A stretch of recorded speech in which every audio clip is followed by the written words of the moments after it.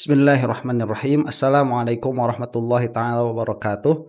Alhamdulillahi rabbil alamin. Wa sallallahu ala sayyidina Muhammadin wa ala alihi wa sahbihi wasallam, amma ba'du. Semakin menarik permasalahan tentang WUSH ini karena banyak orang terlibat di situ, kemudian banyak nama mulai terseret. Sekarang banyak juga narasi yang saling membersihkan nama-nama yang terkait. Kemarin Pak Mahfud MD mengatakan bahwa Pak Luhut ini tidak ada hubungannya sama sekali. Jadi ada usaha untuk melepaskan Pak Luhut dari jeratan WUSH ini. Kemudian sekarang kita akan melihat ya mantan penyidik KPK Pak Yudi yang kemarin pernah menjelaskan tentang perkara WUSH ini harus diselidiki. Pak Yudi mengatakan bahwa masih terlalu jauh kalau Pak Jokowi itu sampai diseret kepada WUSH. Beliau mengatakan masih terlalu jauh begitu ya, dalam pengertian bahwa kemungkinan kenanya ada. Cuman yang akan menarik, yang akan kita saksikan bahwa Pak Yudi di sini kali ini diundang oleh orang yang tidak malu mengaku dirinya termul. Itu anak sulung Mulyono ya, Pak Budi ini. Ini saya mengapresiasi gesturnya Pak Budi untuk mengundang Pak Yudi ya, karena Pak Yudi itu termasuk orang yang kritis terhadap KPK dan menggaungkan wacana supaya WUSH ini memang diselidiki begitu. Nah, apakah kemudian ya Pak Yudi ini jadi termul atau tidak akan kita saksikan dari podcast ini ya. Kita langsung saksikan saja. Hai penonton Ruang Konsensus Samping Indonesia, bersama saya Budius Ma'ruf Piliang anak sulung Mulyono. Kita kembali berdiskusi hari ini dengan ini sangat khusus ini. Saya datangkan lagi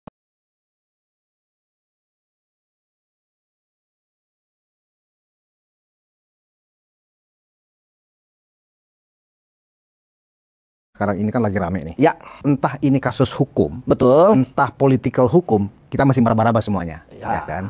Nah, yang kita lihat Mas Yudi cukup aktif nih mengatakan ada dugaan penggelembungan. Markup ya. Penggelembungan kan markup ya, tipikor ya. Artinya ada unsur pidana korupsi di sana. Iya. Padahal kalau kita lihat asal muasal ini muncul itu, kalau menurut pengakuan Mahfud MD, ya dia pun sebenarnya nggak punya data. Dia yang memulai, ya kan? Dia mengakhiri. Kemarin saya lihat katanya nggak yakin terlibat.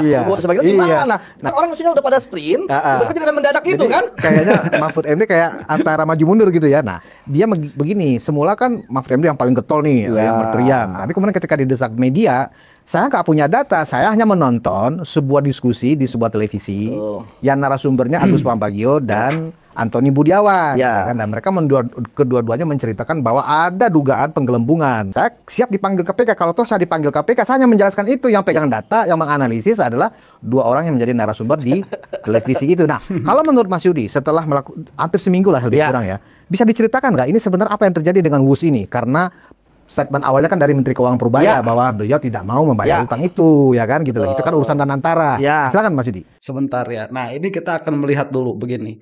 Jadi Mas Yudi ini salah satu pihak yang menekankan supaya WUSH itu diperiksa. Itu Mas Yudi ya posisinya. Minimal sejauh ini.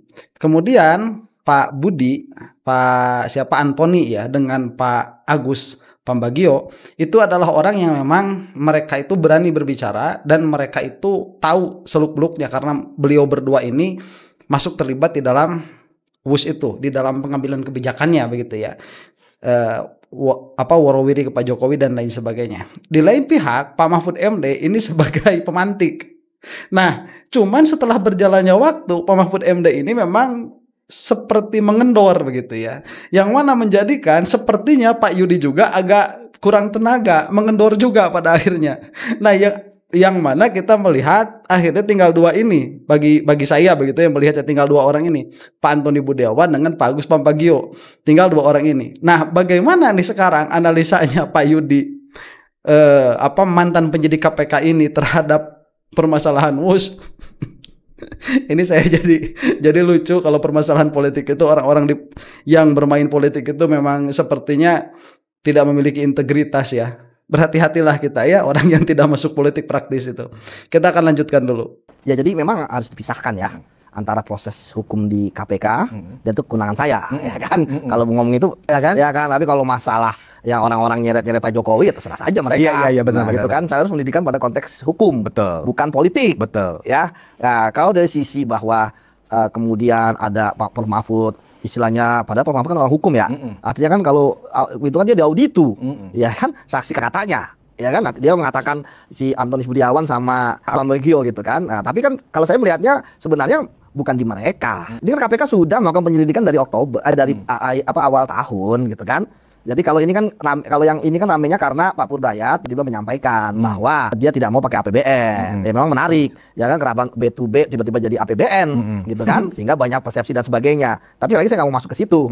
Nah, sebentar, itu wajar karena kenapa? Mungkin di belakangnya itu ada klausul yang memastikan pemerintah turun tangan, dan klausul itu ada biasanya apabila kita itu melaksanakan perjanjian dengan China. Meskipun itu B2B begitu, itu sudah dijelaskan tuh Pak Mahfud MD malah yang menjelaskan, ya membawa-bawa data dari yang lain. Makanya kalau Pak Yudi tadi bilang Pak Mahfud ini udah ngegas, yang lain ikut ngegas, tapi kemudian beliau ngerem gitu, Pak Mahfud MD ngerem.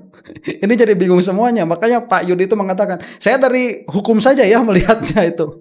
Jadi mau menarik diri sepenuhnya Pak Yudi ini tidak bisa, tapi ya akhirnya wilayah profesionalnya harus berbicara begitu Pak Yudi di sini. Kita lanjutkan dulu. Ya, saya ingin masuk ke bagaimana KPK melakukan penyelidikan, ya kan, terkait dengan kasus ini.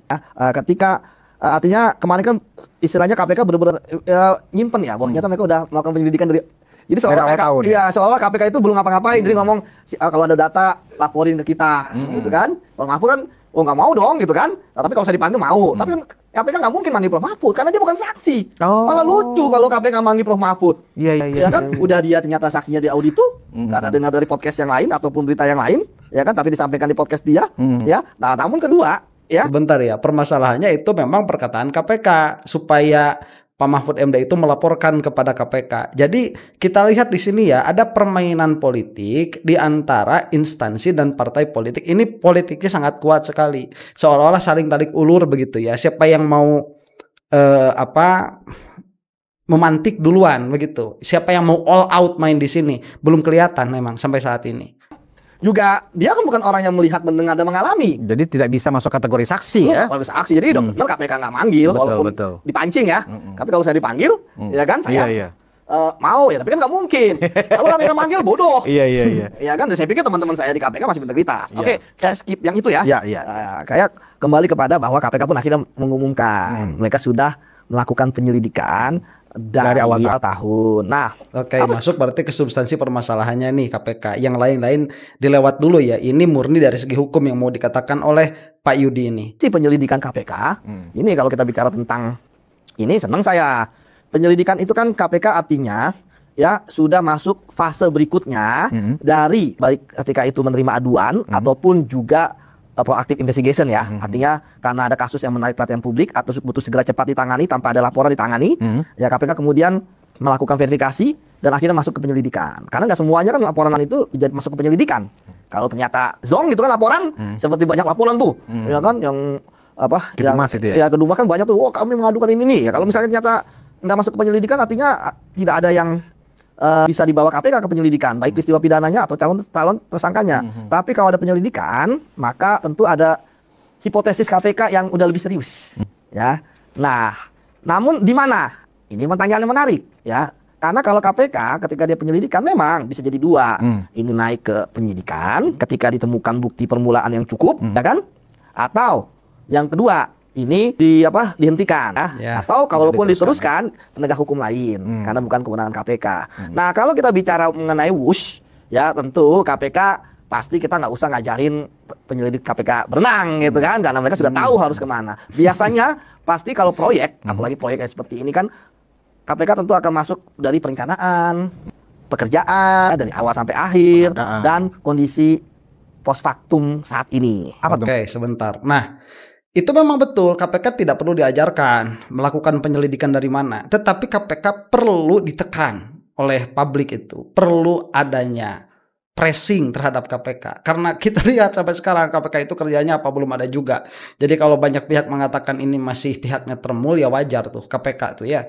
Ini udah nggak fungsi KPK itu sebetulnya. Kalau kita lihat, masa sudah melakukan penyelidikan dari awal tahun. Berarti awal tahun 2025 ya, dari Januari, sekarang udah mau habis 2025. 1 tahun permasalahan WUSH ini.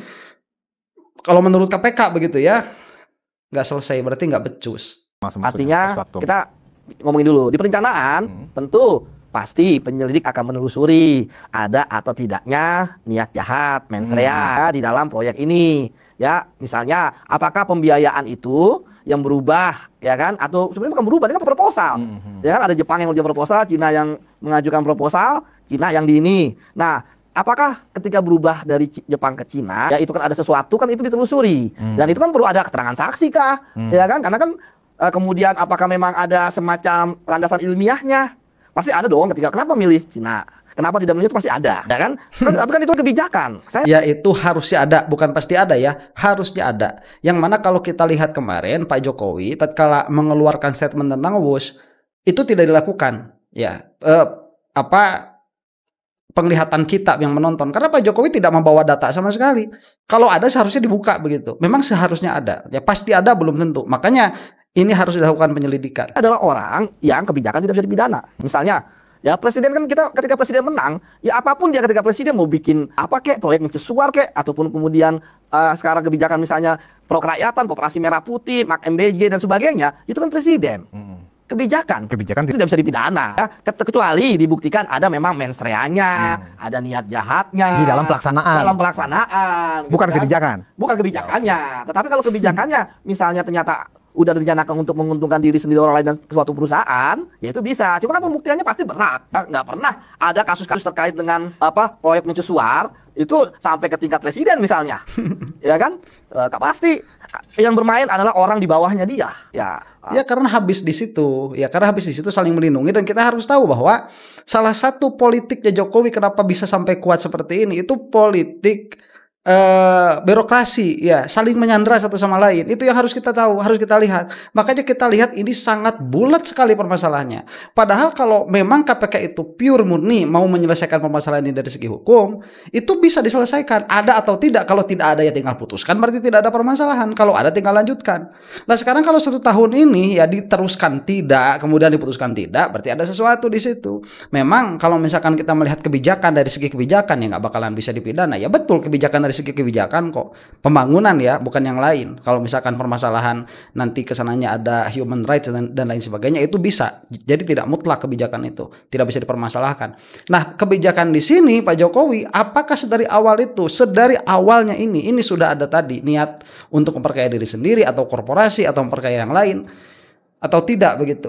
Dan dari apa-apa yang dikatakan oleh Pak Agus Pambagio dan Pak Antoni Budiawan itu jelas sekali ada ya peluang ke sana, itu minimal untuk diselidiki begitu. Itu ada dan harus diselidiki. Kalau dari awal ini diselidiki sudah hampir 1 tahun tapi belum selesai, nggak becus berarti KPK kerjanya ini. Harusnya kayak gini 3 hari 4 hari selesai. Seharusnya itu kalau memang tidak ada yang menghalang-halangi. Entah itu kalau ini kan ada direksi BUMN lah, ya kan, dan sebagainya. Jadi itu dulu pasti akan telusuri ada atau tidaknya pemufakatan jahat. Itu yang pertama. Kemudian karena kan saya melihat kan kritiknya terkait dengan kenapa berubah dari Jepang ke Cina, ya kan? Ya tentu kan pasti Bang ada dasarnya. Nanti telusuri KPK apakah dasar ini benar-benar ilmiah atau tidak, ya kan? Nah, setelah itu baru ke proses pekerjaannya. Di pekerjaan ini pasti telusuri nih, ya kan? Siapa yang terkait dengan lahan pengadaannya, apakah ada markup di situ? Apakah memang sesuai? Ada orang punya tanah 1000 meter dibayar 1000 meter? Ya, apakah harganya misalnya 1 juta? Memang benar pasarnya 1 juta? Bisa jadi 700, gitu kan? Kemudian yang punya siapa? Kemudian apakah ada pergantian yang sesuai dengan fakta? Misalnya itu tergantinya dengan pabrik, nah, kan? Harga pabrik atau harga apalagi sawah, kan beda tuh. Nah kayak gitu sulit. Termasuk apakah harga keretanya, ya kan, kemahalan? Apakah harga relnya?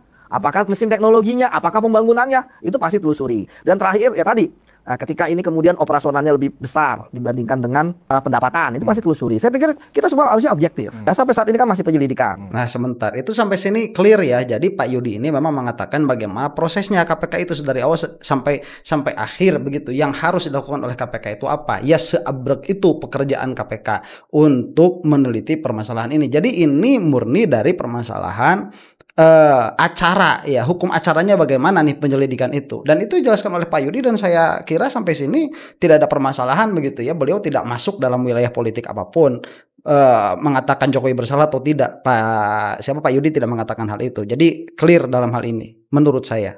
Ya masalah ditarik-tarik dan sebagainya penanggung jawab Pak Jokowi ya yes, secara ini kan presiden penanggung jawab pasti. Tapi kebijakan betul, kalau kebijakan tanggung jawab presiden. Tetapi apakah harus bertanggung jawab Ya saya pikir masih terlalu jauh. Terlalu jauh. Terlalu Sekarang kan jauh. justru yang rame kan karena digoreng ke sana, Mas Yudi. Ya saya pikir biasa aja Bang ya. Apalagi Pak Jokowi udah biasa gitu Iya, kan. udah khatam. Hatam ya. Ya tinggal membuktikan Iya. saja gitu Nah, kan. Betul, masih terlalu jauh karena memang kuncinya ada di KPK, mau atau tidak menelusuri hal ini.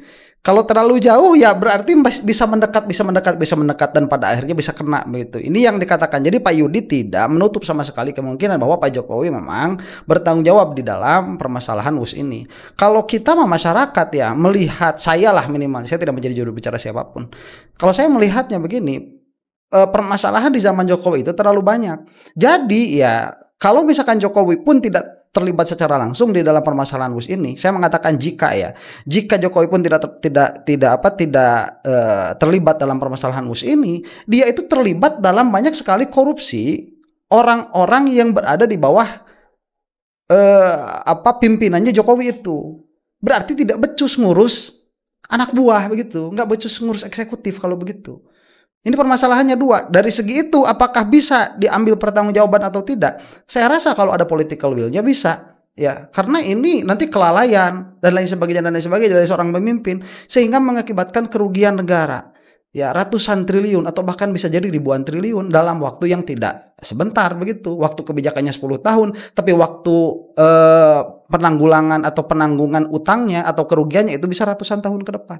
Itu Pak Jokowi. Jadi ya kalau kita lihat dari satu sisi ini ya terlalu jauh, betul, karena Pak Yudi melihat dari segi hukum acara begitu, tidak melihat ini dari segi seluruh kebijakan yang ada. Kan melihat sesuatu secara holistik itu perlu begitu. Kalau tidak seperti itu ya, untuk membuktikan misalkan ya Pak Jokowi ini ada di pucuk pemerintahannya saat itu, untuk membuktikan bahwa Pak Jokowi ini bersalah, ini perlu puluhan atau bahkan ratusan tahun untuk membuktikannya, dalam pengertian tidak tersentuh. Dan proses seperti ini itu akan jelek untuk kepastian hukum di Indonesia, dan untuk akuntabilitas pemerintahan di Indonesia ini akan jelek, karena presiden-presiden selanjutnya nanti akan berpikir atau bertindak yang sama.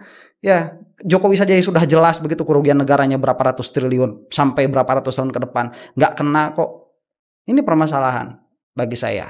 Bagi saya ini permasalahan. Nah, kalau terakhir Bang ya, saya pikir kalau penyelidik ya pasti mereka akan coba untuk ya melaksanakan teknik investigasi makan bubur dulu. Dari pinggir-pinggir dulu baru ke tengah, ya kan? Nah, itu yang harus dilakukan. Jadi ya saya pikir gini, jangan mencampur adukan masalah kebijakan juga dengan masalah hukum. Jadi kebijakan ada kebijakan, dan itu kan itulah yang saya mendukung putusan Tom Lembong.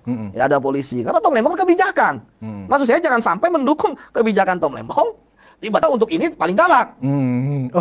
Iya benar-benar. Iya kan? Iya, jadi ada kesan sikap itu bagus. sebang pilih ya. Iya, kasus Tom Lembong itu bagus.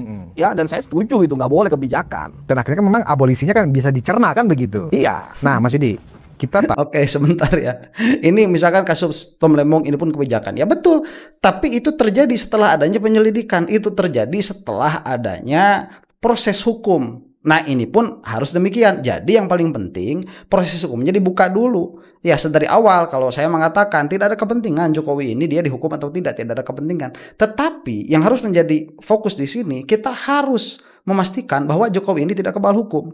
Itu. Dan permasalahannya tadi sudah ada beberapa orang yang mengatakan ini adalah proyek murni pengennya Jokowi, karena orang-orang pada masa itu sampai memang ini sudah fakta, sampai Pak Jonan ya, yang kereta api saat itu sampai dipecat begitu. Itu sudah fakta, nggak bisa kemana-mana. Lah apakah kita sebagai warga, sebagai orang yang punya pikiran, yang punya pemikiran begitu, tidak melihat di situ ada benang merahnya? Ya. Ini bukan masalah cocokologi, ini permasalahan. Ada orang mengatakan bahwa WUS ini tidak visible dan lain sebagainya. Kemudian orang-orang ahli sudah mengatakan ini akan bermasalah. Kemudian ini juga membahayakan kedaulatan bangsa Indonesia. Tetapi Jokowi ingin mengeksekusi WUS ini, tidak mau tahu apa problem yang akan terjadi ke depan. Permasalahannya kenapa? Itu ya yang harus dilihat. Di bawahnya nanti ada permainan markup dan lain sebagainya. Indonesia ini ya kalau ditelusuri semacam itu kayaknya sih semuanya bakal kena, bakal dapat. Cuman ini satu permasalahan yang lain. Jadi permasalahan markup di situ dari segi tanahnya ya itu perbedaan, itu satu hal. Kemudian perpindahan dari Jepang ke China itu hal lain. Kemudian Jokowi memaksakan ingin ini berjalan, itu juga hal lain. Nah, ini harus dilihat dari 3 segi yang berbeda. Kalaupun kita mau melihat itu dari segi murni hukum, apalagi kita mau melihat itu dari segi politik, apalagi kita mau melihat itu dari segi geopolitik. Nah, setidaknya begitu ya. Kalau kita melihat ini secara holistik, kita bisa tahu kalaupun memang misalkan menjadi seorang pemimpin itu mau tidak mau dia harus melanggar hukum, seperti Pak Prabowo kemarin mengatakan bahwa ada orang titipan 2 atau 3 orang, masa nggak boleh. Kalau bagi saya mah itu Pak Prabowo ngajak kita realistis begitu ya. Ya inilah Indonesia, sudah, mau bagaimana lagi, terima saja. Pada akhirnya apakah kita memiliki pemimpin yang zolim, yang mana masyarakat jadi zolimi? Itu pertanyaannya nanti. Ya kalau misalkan memang mau seperti itu, ya terima saja, sudah ya, beres buat kita mah. Ya udahlah, Indonesia sudah seperti ini, akhirnya politik menjadi apa? Menjadi entertainment sudah. Ya. Untuk menjadi keadilan, untuk menjadi sebuah negara yang memiliki good governance. Ya jauh kalau seperti itu. Tahu bahwa KPK memang mengatakan lewat juru bicaranya ya kan, bahwa memang kasus ini sudah dilakukan penyelidikan dari awal tahun 2025 ini. Nah, saya sedikit ingin mengkonfirmasi, sebenarnya apakah KPK sudah melakukan penyelidikan dari awal tahun atau hanya baru pemeriksaan? Itu gimana? Antara level pemeriksaan ke penyelidikan dan sampai kemudian ke penyidikan. Nah, oke, saya mau masuk dulu antara pemeriksaan dan penyelidikan. Kalau toh benar ini sudah masuk ke penyelidikan, apakah KPK sudah membuat semacam surat rilis kepada para pihak bahwa KPK sedang menyelidiki ada dugaan penggelembungan atau pembelian tanah yang dicurigai, ada markup misalnya? Gimana? Biasanya KPK itu mereka kalau surat perintah penyelidikan itu umum. KPK sedang menangani kasus dugaan penyelidikan dugaan tindak pidana korupsi terkait dengan proyek Rapi Cepat. Berarti belum spesifik, tetapi di penyelidik sudah mengirim surat kemana kira-kira kalau? Ya pasti ke KAI ya. Sebelum ke situ, ya kan saya jelaskan dulu Bang, ya. Ya pasti KPK ada surat perintah penyelidikan dulu. Siapa yang jadi penyelidikan itu jelas. Dalam proses penyelidikan, KPK dikenal dengan apa yang dinamakan babat awas. Ya, karena kan masih hipotesis, masih sangat sumir. Siapa yang akan jadi calon tersangka, bagaimana peristiwa. Makanya saya katakan biasanya dibagi tim tuh. Tim siapa yang menangani perencanaan, tim yang menangani pekerjaan, tim yang menangani akhirnya, hasil akhirnya. Ya kan, kondisi operasional saat ini gitu. Nah, nanti situ tentu tadi akan dilakukan pemeriksaan. Penyelidikan memang belum pro justisia, tapi dia bagian dari sistem peradilan pidana. Lead dictut. Artinya ketika sudah lead, dimulailah proses investigasi sistem peradilan pidana. Nah, tentu pihak yang KPK minta dokumen, udah tahu KPK lidik. Jangan-jangan sebenarnya KCIC juga udah tahu dari dulu ya mereka sedang ada penyelidikan KPK. Ya karena kan KPK bilang dari Januari kan. Kemudian untuk memanggil kan juga, walaupun bukan pemanggilan saksi ya, bahasanya adalah permintaan keterangan, ya kan, klarifikasi. Makanya berita acaranya bukan berita acara pemilihan saksi, berita acara permintaan keterangan. Nah di sini akan dipanggil. Nah kalau nggak datang nggak jadi masalah, nggak bisa jemput paksa. Tapi ya masa dipanggil KPK tidak datang? Tapi kan itu kan menunjukkan tidak kooperatif, ya kan Bang? Nah jadi kemudian jadi sebenarnya itu orang dipanggil itu pada tahu, dan KPK juga cukup bukti sekarang, udah banyak bukti malah ya. Tapi kalau udah cukup bukti saya pikir belum ya, karena KPK memang ketika penyelidik menemukan bukti permulaan wajib lapor pada pimpinan dalam waktu 7 hari. Ya, untuk gelar perkara dan menetapkan naik ke penyidikan seperti itu. Nah, kembali ke tadi ya, kita biarkan penyelidik KPK bekerja. Saya pikir abang pun setuju kalau misalnya ada yang korup di lahan, ada yang vendor yang korup di pengadaan rel, ya kan, atau kereta apinya mahal, ya harus dituntut. Ya kan? Saya pikir seluruh rakyat Indonesia. Sebentar, ini bagus sekali ya informasinya sampai kepada kita. Cuman Pak Yudi belum, karena mungkin tidak ada informasinya juga ya. Pak Yudi tidak mengatakan sampai mana KPK sampai saat ini prosesnya begitu. Dan saya rasa di dalam proses penegakan hukum seperti ini, apakah ada transparansi untuk masyarakat atau tidak, saya tidak tahu. Atau apakah seharusnya ada transparansi untuk masyarakat atau tidak, saya juga tidak tahu. Cuman sampai sini begitu ya, informasi yang kita dapatkan di dalam teknis bagaimana KPK itu melakukan pemeriksaan sampai penyelidikan, kemudian sampai ke penyidikan, itu sangat bagus sekali. Dan 1 tahun, yang mana padahal tadi katanya ya, kalau misalkan ada penyidik atau penyelidik itu menemukan fakta baru, itu kan harus lapor kepada pimpinan dalam waktu sekurang-kurangnya 7 hari itu. Itu seharusnya 1 tahun itu cukup ya untuk mengeluarkan ke publik. Lah sekarang mah kita ya, apa KPK yang sudah selesai itu? Kasus saja sampai saat ini belum ada perkembangannya lagi. Ramai-ramai di awal udah jadi diomongin begitu. Aduh. Sangat setuju kalau apapun kebijakan, apapun program, manakala memang ditemukan atau ada indikasi memang penggelembungan atau markup atau hengki-pengki, pasti kita setuju terus diusut. Itu sepakat kita, Mas. Nah, pertanyaannya adalah yang katanya tahu persis itu kan Antoni Budiawan tuh, yang kemudian cerita di talkshow sebuah televisi itu, dan juga Agus Pambagio. Persoalannya adalah kenapa KPK tidak mencoba memanggil langsung dua orang itu untuk diminta keterangannya misalnya? Apakah harus ada penetapan statusnya dulu naik misalnya ke penyidikan baru dipanggil, atau jangan memang KPK lebih lengkap datanya dibanding yang dimiliki oleh Antoni Budiawan atau Agus Pambagio, Mas Yudi? Saya nggak tahu apakah KPK sudah manggil mereka atau belum ya. Kalau penyelidik manggil kan tentu selektif. Penyelidik ini kan juga saya katakan bukan orang bodoh. Mereka kan kalau kita manggil orang kan yang kita panggil kapasitasnya sebagai orang yang melihat, mendengar, mengalami. Kalaupun tidak akan dipanggil sebagai ahli.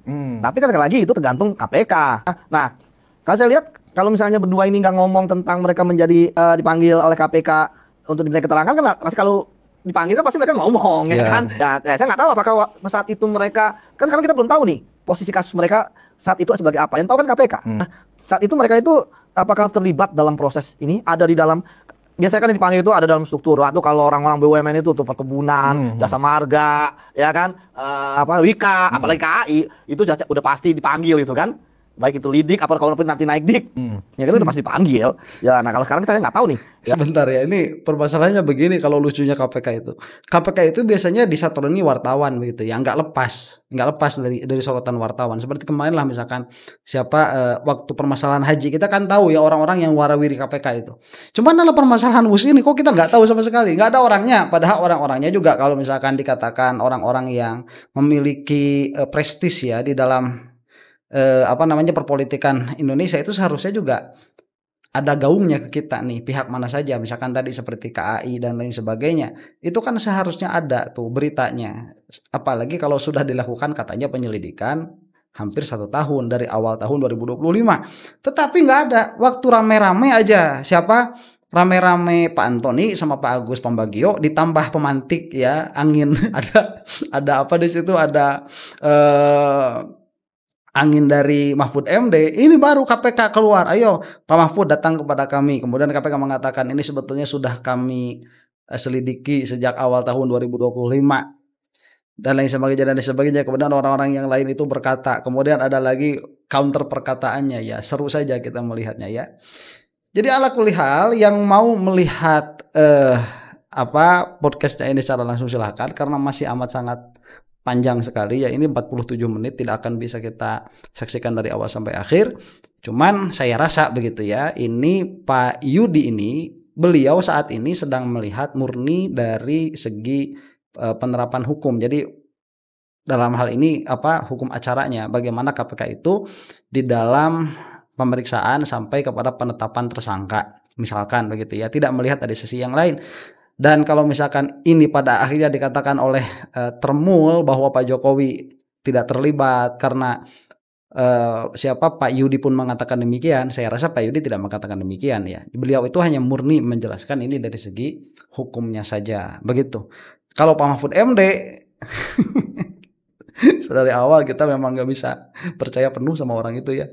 Jadi kemana aja dia ngomongnya kita dengerin aja dulu begitu. Nanti kita akan punya kesimpulan sendiri kok. Kecuali kalau ya sudah punya kesimpulan sendiri ya itu silahkan, terserah Anda. Demikian ya. Pada akhirnya mudah-mudahan kita berdoa saja kepada Allah Subhanahu Wa Taala. Mudah-mudahan Indonesia segera selesai dari permasalahan-permasalahan yang ada dan menuju negara yang makmur. Wallahu taala a'lam bishawab. Assalamualaikum warahmatullahi taala wabarakatuh.